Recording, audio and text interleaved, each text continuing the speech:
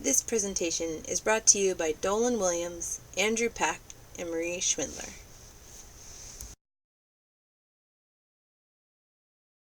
In this presentation, we will argue in the favor of Chapter 12, Why is History Taught Like This?, as the chapter to be included in the course curriculum.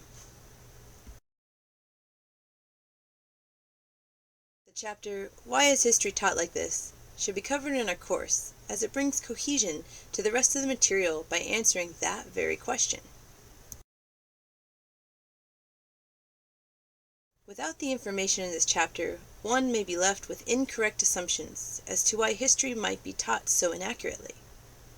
Two common misconceptions that this chapter discusses are that education is taught to maintain a stratified system, or that schools are merely a tool for producing reliable citizens. This chapter covers these theories in detail and explains how it is instead other obstacles that are the actual culprits for our failed history classes. It is not enough for us to understand that history is taught poorly. Rather, it is important for us to understand why it is being taught poorly. To do so, we must be informed of the obstacles that are preventing history from being taught accurately. This chapter breaks down these obstacles and shows how it all fits together.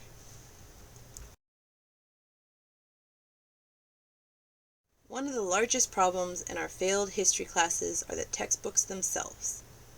So while all other chapters express historical inaccuracies, this is the only chapter that explains how these inaccuracies make it onto an actual printed page. This chapter describes how the editors, publishing companies, and local textbook selecting committees all play a major role in creating and the use of inaccurate textbooks.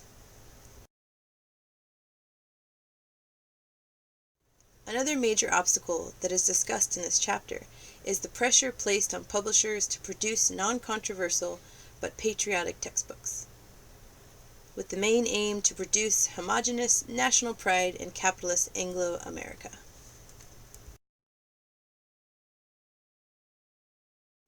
Additionally, the chapter goes far into answering why the teachers themselves have not stepped up against the publishers' inaccurate textbooks and failed history classes.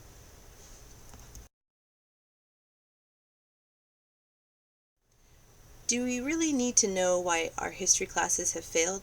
Is it not enough to know that the texts are false? The answer is no. It is not enough just to know. We need to understand why. By shedding light on the true culprits behind this plight, reform then becomes possible. By understanding how the texts are selected, only then can a legitimate text make it through the process.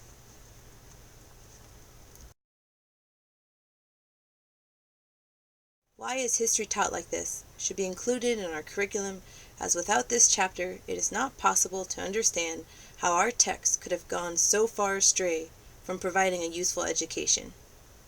With it perhaps we can navigate the path of the dark ignorance of the past.